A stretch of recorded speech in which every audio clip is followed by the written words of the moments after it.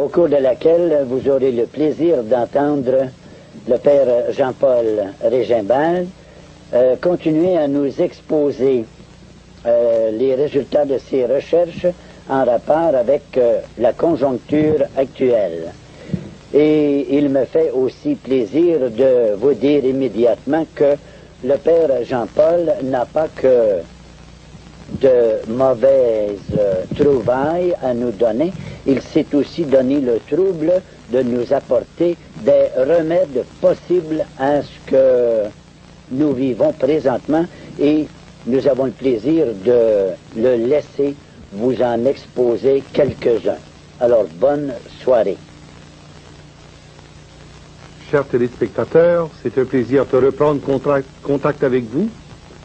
Et nous voulons aborder ce soir 2 points qu'il nous reste à couvrir, à savoir le rôle des Illuminati dans le domaine socioculturel et aussi dans le domaine religieux. Sur le plan socioculturel, il est bien clair que le rôle des Illuminati sera d'une importance capitale, puisque, afin de pouvoir en arriver au contrôle des nations, il faut d'abord contrôler l'opinion publique et contrôler les médias, afin de pouvoir, par là, en arriver à contrôler la politique et l'orientation ultime des programmes visés par les Illuminati. Dans le domaine socioculturel, nous reportons toujours à la même pyramide de départ, nous voyons les rapports entre le groupe des 13, qui donne ses directives au groupe des 33, lesquels transmettent aux Bilderbergers la mise en application des préros. Et sur le plan socioculturel, on vise essentiellement 3 choses. On vise d'abord à la pensée internationaliste et socialiste. On vise ensuite à conduire les gens à l'abandon de leur souveraineté nationale. On cesse d'être citoyen d'une nation pour devenir en échange citoyen du monde.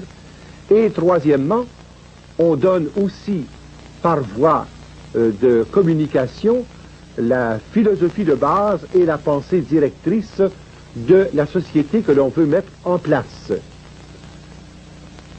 En rapport avec la société nord-américaine, c'est-à-dire les États-Unis, le Canada, l'Amérique latine aussi, la responsabilité de l'application du programme socioculturel tombe principalement sous l'autorité de John D. Rockefeller III. C'est le 3e en série de la famille, et son rôle à lui, c'est principalement de voir comment faire passer la philosophie et la pensée des Illuminati dans les corps publics. Or, le rôle important des fondations. Les fondations qui jouaient un double rôle, celui d'abord de pouvoir trouver une tribune capable de répandre et de diffuser les grandes orientations de pensée et de fonder les centres de recherche, et ensuite avoir aussi une possibilité d'investir des montants fabuleux d'argent qui seraient exempts de taxes. Je vous dis en passant que simplement l'ensemble du complexe Rockefeller fait un profit quotidien de 3,4 milliards et ne paye jamais un sou de taxes pour quelque raison que ce soit, grâce au truchement des fondations et des diverses formes d'investissement sur le plan socioculturel et sur le plan religieux. Comme on dit, il faut le faire. Vous avez d'abord les grandes fondations Rockefeller qui concernent la fondation des arts, la fondation médicale. Vous avez aussi la fondation de recherche, dont la plus importante soit le CFR, qui est le Council on Foreign Relationships. Vous avez ensuite les fondations Carnegie. Vous savez que les Rockefeller et les Carnegie sont mariés par alliance, et alors à ce moment-là, les alliances financières ont suivi les alliances matrimoniales. Vous avez ensuite la Fondation Ford, qui couvre un secteur gigantesque pour la promotion, surtout des œuvres de soutien sur le plan philanthropique. Vous avez la Fondation Casey, qui vise surtout l'étude de la parapsychologie, qui vise l'étude également de tous ces phénomènes de caractère occulte, mais sous l'angle pseudo-scientifique. Et enfin, vous avez la fameuse Fondation Guggenheim, qui, elle, se reporte principalement à la recherche dans le domaine des arts, et surtout des arts contemporains, des arts futuristiques. Grâce à ces diverses fondations et aux revenus qu'elles génèrent, eh bien, on est venu à bout petit à petit à établir une médiacratie. Je dis bien médiacratie car il s'agit d'avoir le contrôle absolu des médias afin de transmettre toute l'information voulue et pouvoir aussi cuisiner les données en fonction de la pensée globale que l'on veut promouvoir en rapport avec le gouvernement mondial et l'internationalisme capitaliste préconisé par cette dynastie. Parmi les grands journaux qui sont contrôlés, vous avez par exemple Time Magazine, vous avez Newsweek, vous avez Fortune, vous avez ensuite plusieurs réseaux de journaux qui sont entièrement contrôlés par les Rockefeller, notamment le New York Times. Vous avez aussi le Chicago Tribune, vous avez le Manhattan Press, et depuis peu, le contrôle absolu de Reuters et de United Press Associates. Ce qui veut dire que les nouvelles qui nous parviennent sont déjà traitées à la source et partiellement éculées de la partie qui deviendrait dangereuse. Il n'était pas de contrôler les journaux et les grandes revues. On est venu à bout de mettre la main sur la télévision. Vous avez les grands réseaux, comme par exemple ABC, NBC, CBS et aussi le PBS, qui ont été contrôlés entièrement par la puissance économique afin de pouvoir promouvoir par les différents programmes et par la forme d'entertainment les objectifs visant à pouvoir briser en quelque sorte les éléments essentiels qui tenaient la société américaine en particulier et la culture de l'Ouest en général, faisant l'érosion graduelle de tous les piliers fondamentaux de la pensée, de la spiritualité et de la philosophie de base. Ce qui nous a conduit évidemment à pouvoir se donner ensuite des moyens à agir sur le plan de l'éducation. Vous avez que, par exemple, la Commission générale de l'éducation qui est affiliée à l'UNESCO et le contrôle des deux secteurs permet ainsi de pouvoir transmettre de plus en plus d'internationalisme dans les productions de ces divers organismes. Vous avez ensuite 3 grandes universités qui tombent sous le contrôle absolu des Rockefeller, grâce aux diverses fondations déjà précitées, qui donnent des octrois fabuleux aux universités, à la condition toutefois qu'on admette comme professeur dans telle ou telle faculté des Illuminati. Alors vous avez l'université de Chicago, l'université Columbia et l'université Stanford. Vous avez ensuite l'Association nationale de l'éducation, qui, elle, est un organisme complètement distinct du gouvernement, qui poursuit ses propres objectifs, a ses propres programmes et fait préparer une série de manuels scolaires que l'on répand dans tous les secteurs de l'éducation.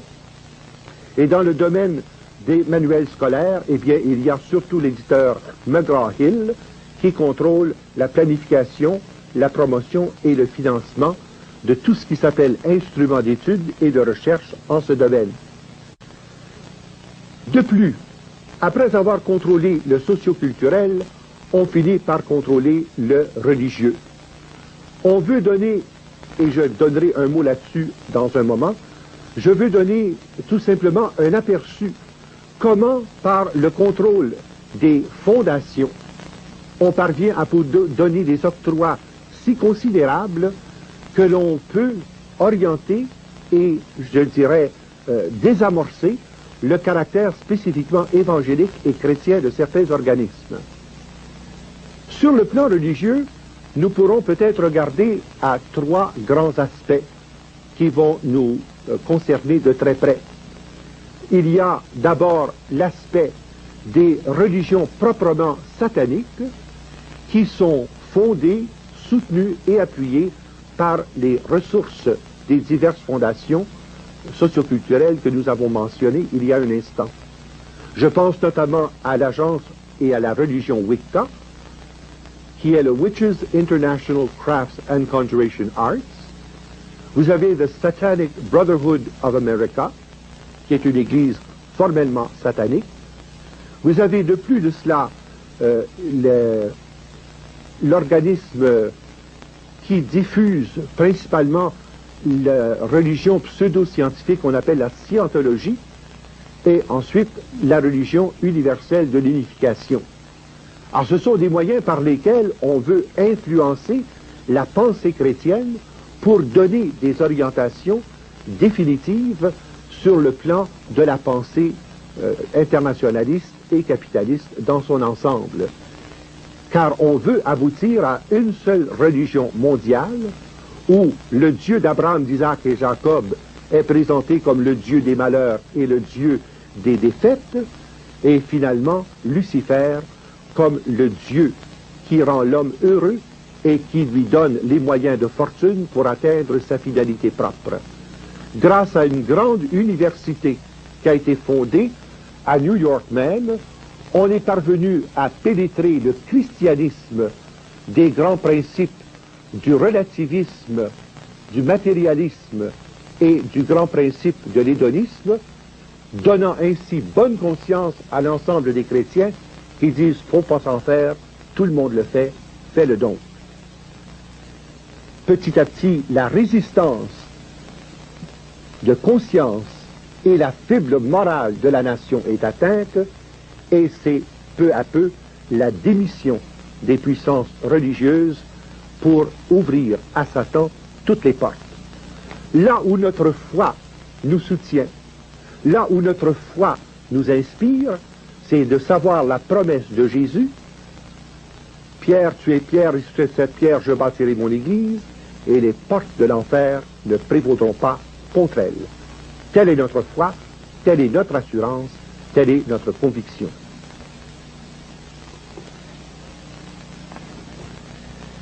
Jetons maintenant un regard plus attentif sur cet aspect de l'influence des Illuminati dans le domaine religieux. Tout cet aspect relève de l'autorité d'un quatrième frère Rockefeller du nom de Lawrence Rockefeller. Dans le domaine de la formation proprement dite, on a favorisé les théologiens de diverses confessions à professer une foi de plus en plus libérale, tendant à enlever à la parole de Dieu son sens concret et fort, tendant aussi à mettre l'accent surtout sur les principales doctrines de foi, présentées cette fois comme des mythes et non comme des réalités religieuses de foi. C'est le Union Theological Seminary of New York qui est le fer de lance de cette action qui vise à désessentier le christianisme. Et comme il y a plusieurs centaines de gradués chaque année de ce centre de formation théologique, vous voyez tout de suite l'influence que ça a dans les différents secteurs des religions chrétiennes. Vous avez ensuite, sur le plan national, la Confédération des Églises et le Conseil national des Églises, qui sert en quelque sorte de véhicule pour rejoindre les diverses confessions chrétiennes américaines, nord-américaines, qui œuvrent dans le secteur de l'évangélisation. Une chose qui va vous étonner sans doute, c'est qu'on met sur le même pied les principales religions chrétiennes, tant catholiques, protestantes qu'orthodoxes, et la sorcellerie. Il existe aux États-Unis un statut proprement ecclésial, c'est-à-dire reconnaissance des ministres comme étant formellement ordonnés. Deuxièmement, reconnaissance aussi du statut ecclésial et des avantages fiscaux que procure ceci pour répandre la religion satanique. Vous avez d'abord l'ordre de l'Aube dorée qui couvre le secteur principal des Rose-Croix et par les Rose-Croix qui couvre ensuite les autres religions à caractère ésotérique et à caractère de sorcellerie. Vous avez l'Église Wicca d'Amérique dont j'ai déjà parlé, l'Église de tous les mondes, le vestibule de l'art d'Aquarius, la fraternité satanique de l'Amérique, la scientologie, l'unité, les écancars, l'Église en marche vers le jugement dernier, l'ésotéro-occultisme, avec tout ce que cela comprend. Aux États-Unis, il y a plus de 1 500 000 sorciers et sorcières officiellement reconnus. Et chaque sorcier et sorcière peut avoir jusqu'à 13 membres dans son coven. Ah, vous voyez tout de suite l'ampleur que cela peut avoir et les implications qui en résultent dans le domaine religieux. Mais on ne s'est pas contenté de travailler à amenuiser le sens chrétien de la formation théologique et à répandre la doctrine de la sorcellerie. On a voulu de plus infiltrer les diverses religions en abordant les divers ministres, premièrement en achetant tout simplement et carrément leur allégeance. Il n'y a rien comme un don de 10 millions ou de 15 millions pour aider quelqu'un à changer ses opinions sur tel ou tel organisme bienfaiteur. Quand on ne parvient pas à soudoyer ou à acheter, on parvient à faire du chantage. On monte ainsi des documents qui serviront ensuite à faire marcher quelqu'un qui refuse de marcher. Et c'est ainsi qu'on a tenté de noircir la réputation de Martin Luther King, par exemple, et qu'on a cherché à ternir la réputation d'un Oral Roberts. Heureusement, les efforts n'ont pas réussi, mais la chose a été quand même tentée. Ensuite, si on parvient à séduire les ministres par le plan des œuvres et des paroisses, on veut aussi séduire le peuple. Et là, on a recours à la musique. La musique rock, notamment, est en train de prendre une orientation très, très différente. Jusqu'à présent, nous avons parlé du rock en tant que message subliminaux satanique, et on a parlé, au moins en passant, du punk rock, mais la prochaine étape, c'est qu'il y a le groupe qui s'appelle The Healers, et plusieurs autres groupes qui, relevant des églises sataniques dont j'ai parlé, seront véritablement des groupes officiellement religieux qui feront leur ministère par la musique rock.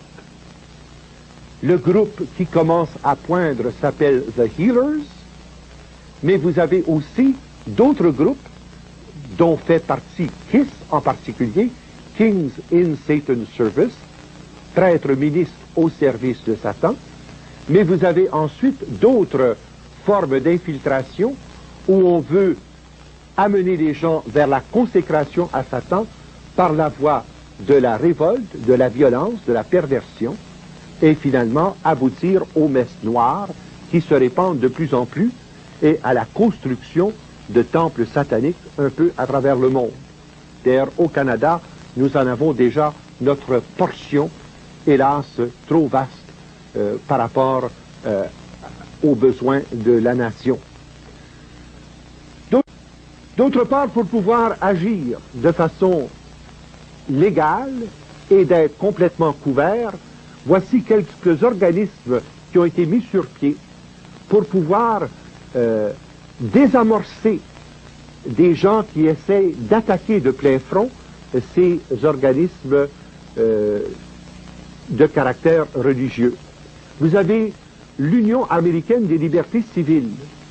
Et l'Union américaine des libertés civiles a pour fonction essentielle de s'attaquer à ceux qui s'en prennent aux religions sataniques, qui s'en prennent à l'ésotérisme, qui s'en prennent à la sorcellerie, et on leur intente des poursuites judiciaires sous l'article de la séparation entre l'Église et l'État, et aussi sous l'autre article de la discrimination. Vous avez la proposition 13 qui vise à la taxation des biens ecclésiastiques et le Bill 41 qui va très loin. Le Bill 41 vise à faire le recensement non seulement des œuvres de charité, mais à obtenir la liste individuelle des donateurs de chacun des organismes.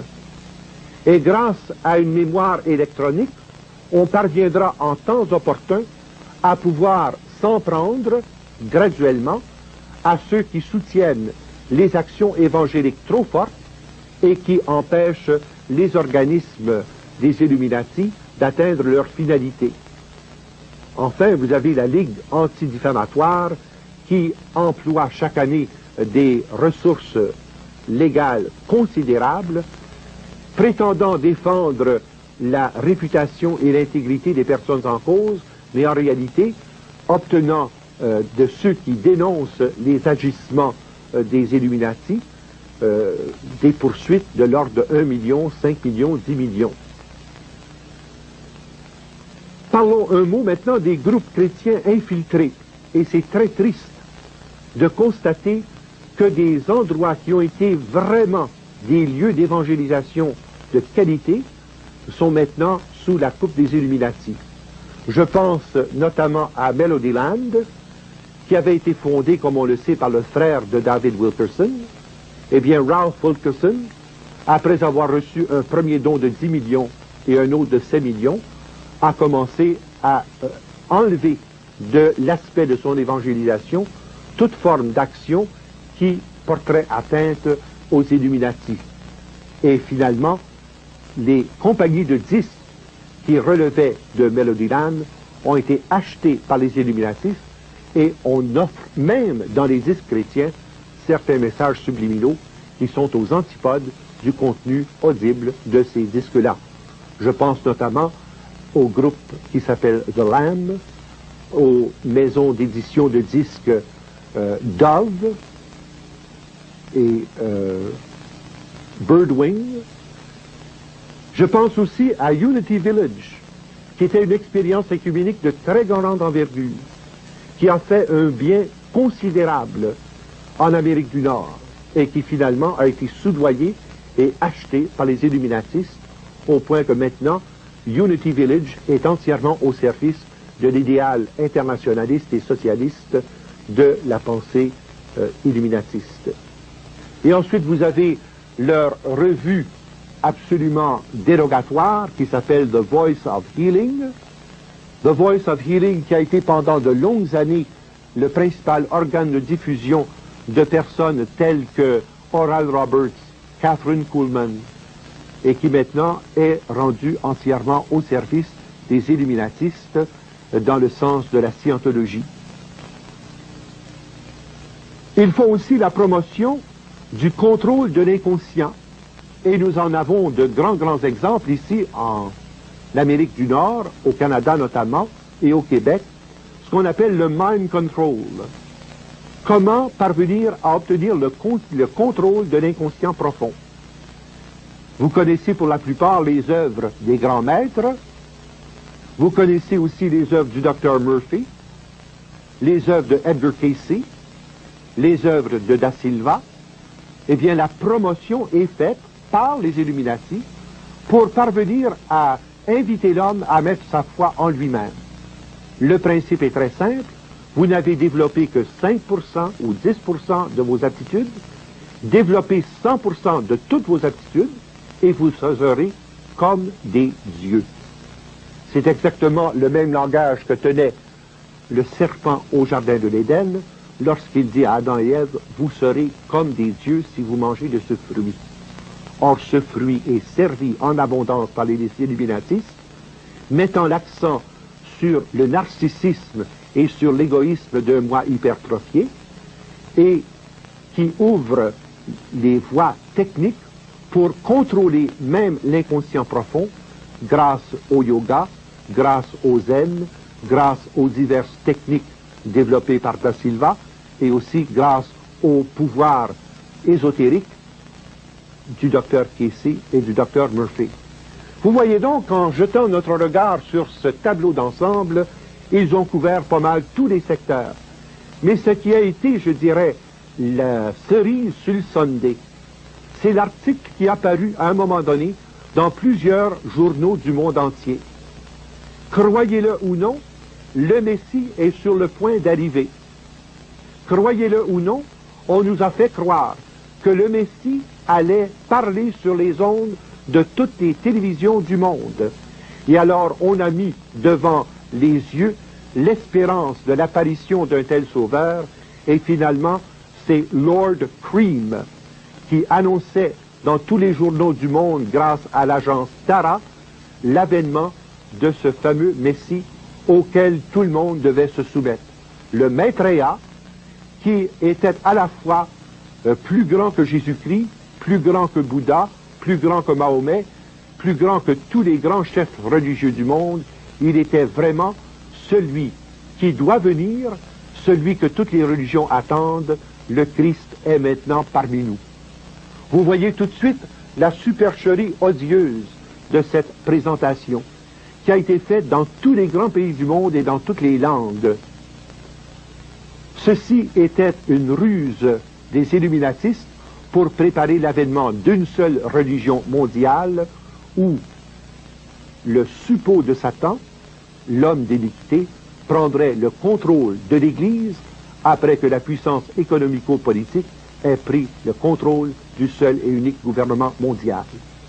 Ce ne sont pas des rêves en couleur, ce ne sont pas là des paroles en l'air, vous avez devant les yeux les documents, les faits. Nous sommes dans une réalité où il faut prendre conscience des problèmes pour apporter des solutions à la mesure des défis qui nous sont proposés.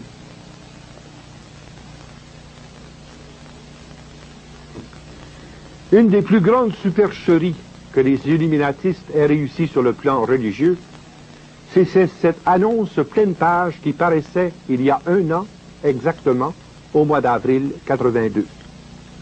On annonçait l'avènement du Maitreya, l'avènement du Messie. En d'autres termes, on venait annoncer au monde que l'Antéchrist allait finalement créer l'unification de tous les hommes, de toutes les nations, de tous les peuples. Cependant, ils ont été pris un peu de court par les diversifications qui ont été faites, notamment par le groupe arabe et le groupe pétrolier du Moyen-Orient, et par la guerre d'Israël et la confrontation avec la Syrie et le Liban. Toutefois, le même principe demeure. Ils veulent absolument qu'un seul gouvernement mondial puisse être servi par une seule religion mondiale. Toutefois, le même principe demeure. Ils veulent absolument qu'un seul gouvernement mondial puisse être servi par une seule religion mondiale.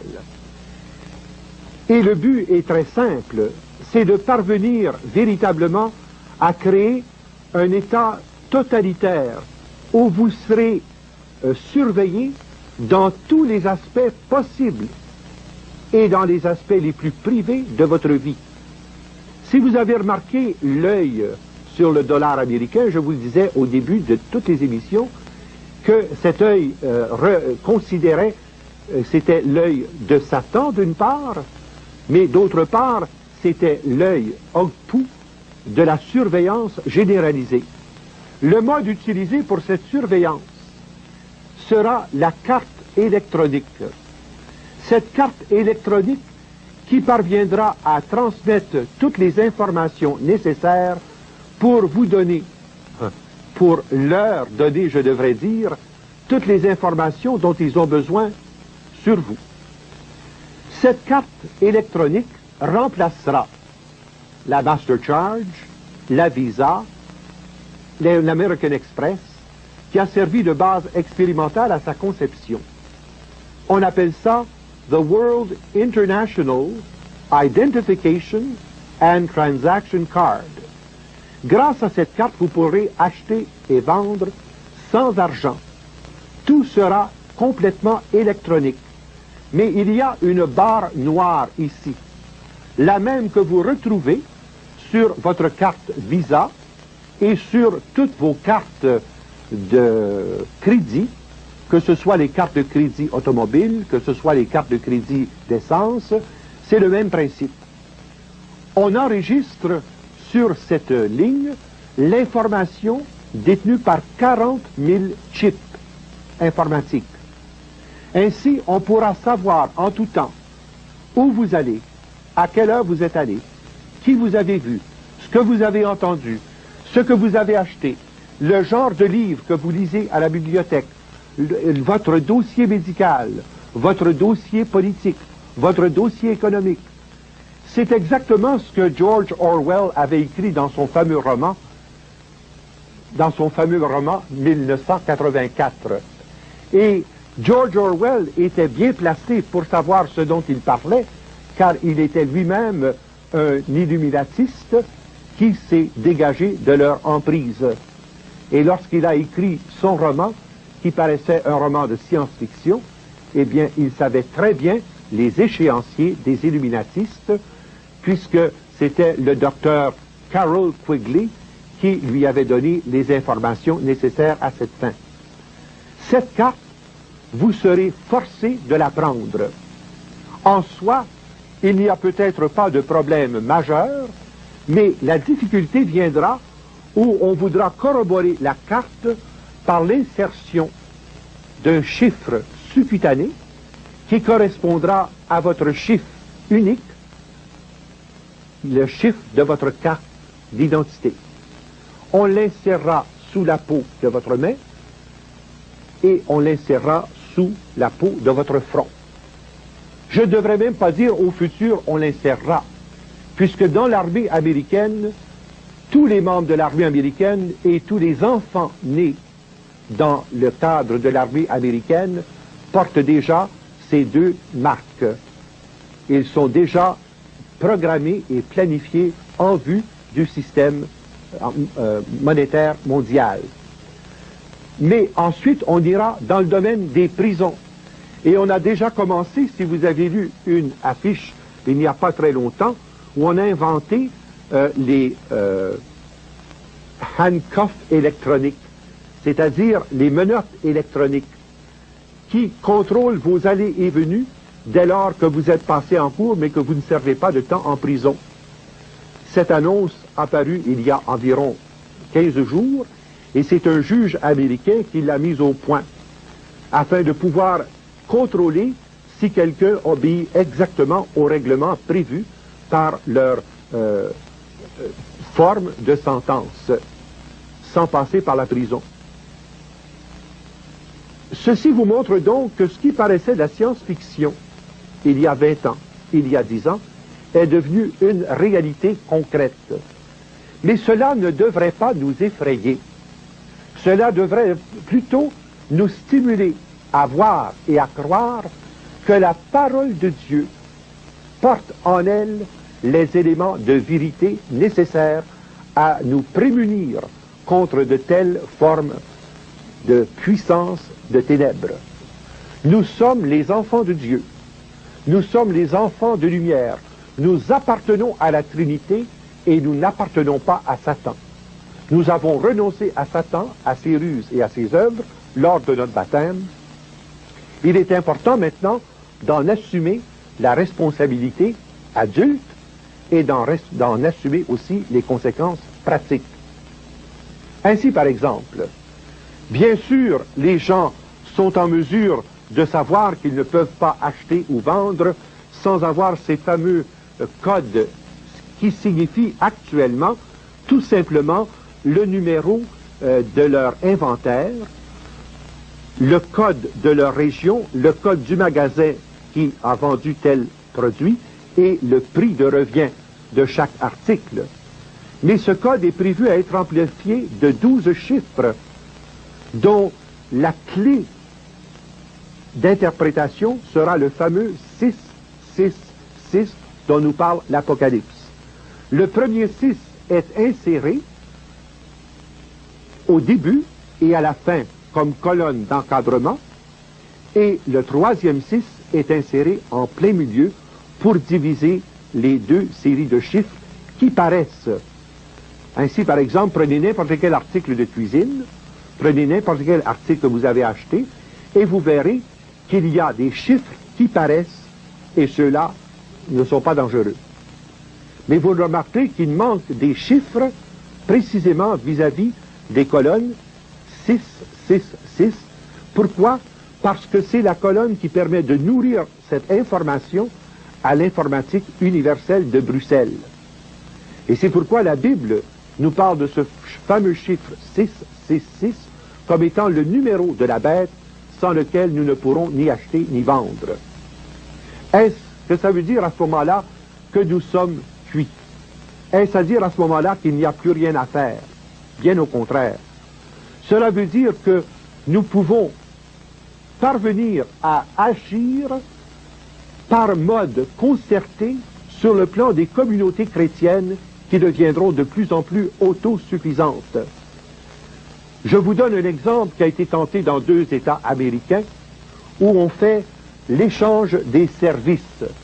Je pense notamment, par exemple, à cette collection de données où une personne qui est électricien, un autre qui est poseur de tapis, un autre qui est plombier, un autre qui est dentiste, un autre qui est médecin, offre tant d'heures semaine à ce consortium et pour chacun des services, il est coté pour tant de points. Et grâce à un échange de services entre ces diverses personnes, il y a cette réserve qui permet aux uns et aux autres de se suffire sans avoir à passer par le système monétaire d'aucune façon. Il va falloir en venir graduellement à bâtir des communautés chrétiennes, des communautés humaines où le service et la gratuité vont prendre le pas sur l'échange commercial économique. Il va falloir apprendre aussi à mettre en commun nos ressources communautaires pour bâtir ensemble, dans la justice, l'amour et la vérité, la cité de demain, la civilisation de l'amour. C'est vers cela que nous cheminons. Et c'est pour cela que nous œuvrons, afin de pouvoir donner aux gens les moyens d'action, de se prémunir d'une part contre cette puissance de ténèbres et parvenir d'autre part à agir dans la liberté des enfants de Dieu. C'est vers cela que nous cheminons.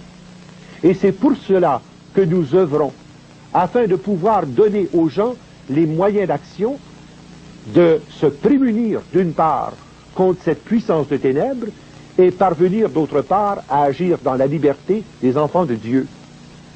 Nous donnerons dans un moment des directives pratico-pratiques sur le plan personnel, sur le plan local et sur le plan ecclésial. Mais d'ores et déjà, il est possible pour nous de commencer à concevoir comme il est vital de tisser nos liens de fraternité et de solidarité pour vivre ce que l'Évangile préconise dans son enseignement. Ce que la parole de Dieu nous propose comme communauté voulue par le Seigneur. La pire attitude est celle du défaitisme. En se disant, ils sont trop gros, nous sommes trop petits, nous disons en fait, le diable est plus fort que le bon Dieu, Lucifer plus fort que la Trinité. Or, il n'y a rien de plus faux. Il est important pour nous de prendre conscience de nos liens de solidarité, tant sur le plan chrétien que sur le plan humain, et ensuite exercer toutes les ressources de nos moyens démocratiques actuellement en usage pour prendre le temps nécessaire à démasquer et à débusquer ceux qui se sont infiltrés aux différents niveaux de pouvoir. Nous croyons que les banques sont toutes puissantes, et pourtant on s'aperçoit que le système coopératif a commencé à déloger une certaine puissance des banques. Nous pensions que les consortiums étaient tout puissants et les cartels omnipotents, et on commence à se rendre compte que par l'union des petits, on parvient à débusquer les grands et les puissants, ceux qui usaient de leur puissance et nous offraient leurs services à des taux usuraires. L'avenir reposera sur notre volonté ferme de miser sur la gratuité des services dans l'échange de l'amour. Nous nous emporterons seulement que mieux en réalisant le plus être et le mieux être sur le plan personnel, sur le plan sociétal et sur le plan universel. Voilà maintenant que nous sommes prêts à entendre les directives pratiques que j'ai préparées à votre intention et que j'aimerais voir mises en œuvre dans les jours et les semaines qui vont suivre. Comme il est essentiel et indispensable de se dire, même si Satan est prince de ce monde, Jésus demeure le roi des rois et le Seigneur des seigneurs. Et même si Satan gagne 10, 11 ou 12 rounds, c'est le dernier knockout qui réglera son compte.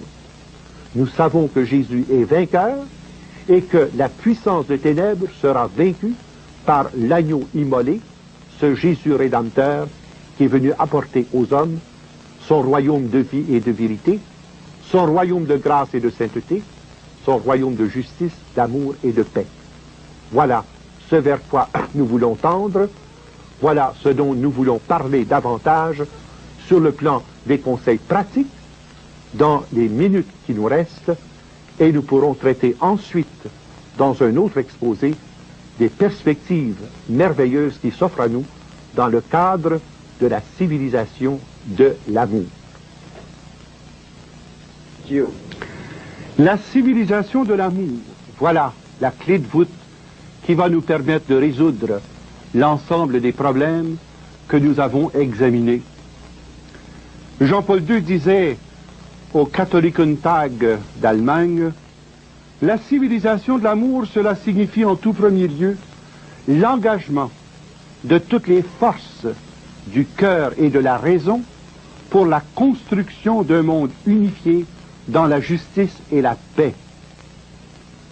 Au nom de l'amour du Christ qui est plus fort que tout pouvoir, que tout égoïsme, que toute haine, unissez-vous avec tous les hommes de bonne volonté pour vaincre la menace de mort qui plane sur la paix du monde. Or, nous avons reçu du magistère de l'Église un ensemble de doctrines qui nous parlent d'un nouvel ordre social chrétien. Au lieu du Novus Ordo Seclorum des Illuminati et au lieu de l'âge du Verseau, nous, comme chrétiens, nous pensons en termes d'un nouvel ordre social chrétien qui s'appelle la doctrine sociale de l'Église, et nous sommes à l'ère de l'Esprit Saint. La question qui se pose, que pouvons-nous faire et que devons-nous faire? D'abord, prendre connaissance de tous les documents de l'Église parlant de ces questions majeures que nous venons d'exposer sur l'économie. J'en signalerai 5 d'une capitale importance. La plus récente, c'est l'encyclique Laborem Exercens, c'est par le travail. Cette encyclique a pour fonction précisément de clarifier tout le débat, concernant la fausse dichotomie entre capital et travail, et aussi la dénonciation en termes très clairs d'un capitalisme usuraire et international, ainsi que du communisme international et les fausses doctrines d'un socialisme sans issue. De plus, il y a les enseignements de Gaudium et Spes, ce document central de Vatican II sur la question. Pensez à l'encyclique du pape Paul VI sur la progression de tous les peuples et aussi à ce document qui a été adressé précisément au cardinal Maurice Roy à l'occasion du 80e anniversaire de la parution de Rerum Novarum. Ça s'appelle Octogesima Adveniens. Ce sont des textes qu'il faut lire, dont il faut prendre connaissance, en même temps que le grand document de Jean 23 qui s'appelle Pacem in Terris. Je vous demanderai d'abord de prendre connaissance de cette pensée très cohérente et très vigoureuse qui nous montre, à la lumière de l'Évangile et à la lumière de l'expérience 2 fois millénaire de l'Église, les lignes de force d'une civilisation authentiquement chrétienne et d'un nouvel ordre social international dont les principes s'enracinent dans le Christ, dans l'Évangile, dans la foi. La deuxième chose aussi à entreprendre, c'est une étude très systématique des diverses questions résultant des fausses doctrines économiques qui sont à la base de la crise actuelle, notamment la fausseté de la doctrine monétariste de Friedman, qui est à l'origine de nos déboires inflationnistes, et ensuite la doctrine de Maynard Keynes, qui est à l'origine du libéralisme économique, qui empêche la régulation des divers éléments de la vie économique, de telle façon que tout accroissement d'inflation se traduit par un taux plus élevé de chômage. Il faut retrouver nos priorités. La priorité de l'homme sur le travail et la priorité du travail sur le capital et la nécessité de la fonction sociale du capital pour que, par son travail, l'homme retrouve sa dignité, son équilibre et aussi l'exercice de tous les droits inaliénables en tant que personne humaine, en tant que membre d'une famille et en tant que chrétien baptisé appartenant au Christ. Maintenant, comment agir sur le plan pratico-pratique?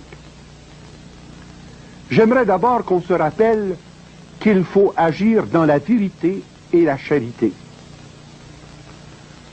Tout ce qui sera entrepris dans les directives suivantes doit respecter les 5 principes suivants. Se mettre au service de la vérité dans un esprit d'authentique charité, diriger notre action non contre les personnes, mais contre les idéologies ou les objectifs inacceptables proposés et propagés par des groupes. Troisièmement, recourir uniquement à des moyens de non-violence, toujours respecter les moyens démocratiques, légaux et loyaux, qui respectent à la fois les exigences de la personne et du droit humain et les exigences de la foi chrétienne. Quatrièmement, rédiger avec soin, précision et exactitude les lettres, les mémoires, les documents destinés à l'information du public. Car c'est par la transmission de la vérité qu'on rend les gens aptes à pouvoir faire des choix pleinement sérieux, pleinement libres et pleinement responsables. Et enfin, 5e recommandation, éviter toute politique stérile, toute polémique, toute confrontation hostile, toute forme de croisade, de campagne ou de chasse aux sorcières. Il s'agit pour nous d'apporter des outils qui vont permettre la mise en valeur de la vérité pour pouvoir ensuite, grâce à cette vérité, désamorcer les uns après les autres les fausses solutions, les fausses valeurs et les faux éléments du système mondial qui nous est proposé. Sur le plan de l'action individuelle, un certain nombre de moyens pratiques sont suggérés. D'écrire personnellement, avec votre signature, votre adresse de retour, à votre député, tant fédéral que provincial, apportant vos réflexions et vos solutions sur le plan du chômage et de l'inflation. Votre devoir démocratique ne se limite pas à élire vos représentants, mais inclut aussi le devoir d'exprimer vos desiderata, soit à l'Assemblée nationale, soit au Parlement canadien, et s'adresser en plus aux ministres responsables du secteur particulier des problèmes qui sont traités dans vos présentations. Écrire personnellement au ministre des Finances et au Premier ministre du Canada pour exiger le rapatriement du droit exclusif du Parlement canadien de battre la monnaie et d'imprimer les billets bancaires. Car le fond du problème repose sur cette erreur législative de 1933 et qui continue à se propager par les diverses lois bancaires, dont la plus inique, c'est la multiplication des dollars fantômes par rapport à nos réserves réelles. La dernière loi de 1980 permettait de produire 24 dollars fantômes pour 1 dollar réel, ce qui met dans une situation d'insolvabilité nationale à la fin du compte. Troisièmement, éliminer dans les plus brefs délais possibles vos dettes hypothécaires, les dettes portant des hauts d'intérêt, des hauts taux d'intérêt. Débarrassez-vous de cela le plus vite possible. Et c'est là, je pense, que rentre en ligne de compte la solidarité des chrétiens et des frères par des prêts entre vifs, des prêts soit sans intérêt ou à faible intérêt. Car ne cherchez pas à vous créer un capital fictif par des placements bancaires magiques, car lorsque viendra le nouvel ordre économique électronique, tout cela ne vous vaudra pas un sou noir. Aussi bien que votre argent profite actuellement à aider vos proches, vos frères et vos amis à régler leurs dettes hypothécaires et à régler tous leurs emprunts portant de hauts intérêts. Rien ne vous empêche, entre vous, de faire une entente pour permettre au moins l'équilibre de la justice et de l'équité entre vous. Deuxièmement, sur le plan des petits groupes, la formation de comités d'action. Comités d'action pour recueillir le matériel essentiel à préparer des mémoires de qualité, bien documentés, avec référence à l'appui pour chacune des affirmations. Un autre comité de rédaction qui sera responsable de la rédaction des lettres aux journaux à grand tirage, rédaction des rapports et des mémoires aux divers organismes, et aussi préparation d'un mémoire de qualité pour la commission McDonald qui est chargée par le gouvernement de trouver des solutions aux problèmes économiques, du chômage et de l'inflation. Ensuite, remettre en petits groupes toute la documentation que vous pouvez trouver. Quelqu'un a peut-être 5 ou 6 volumes que j'ai mentionnés. Un autre a peut-être une vingtaine d'articles de journaux qu'il a recueillis. Un troisième a peut-être une vingtaine de revues qui traitent de ces questions. Mettez en commun vos ressources et constituez des centres de consultation qui vont permettre à vos comités d'agir dans la vérité, dans la justice et dans la paix. Enfin, soutenir et supporter financièrement les déclarations publicitaires qui seront préparées par des groupes spécialisés en vue de publier dans les journaux à grand tirage les prises de positions énergiques pour résoudre la présente crise économique. Enfin, sur le plan ecclésial, eh bien, nos évêques ont déjà donné des directives très précises et très claires dans leur lettre du 1er janvier 1983. Il s'agit donc d'apporter sur le plan diocésain et sur le plan paroissial votre participation maximale. Car les évêques nous disent que le chômage doit prendre le pas sur l'inflation dans l'ordre des solutions des problèmes. Les évêques nous disent également que le fond du problème est l'erreur structurelle du capitalisme international, ce que je vous ai démontré largement depuis le début des conférences.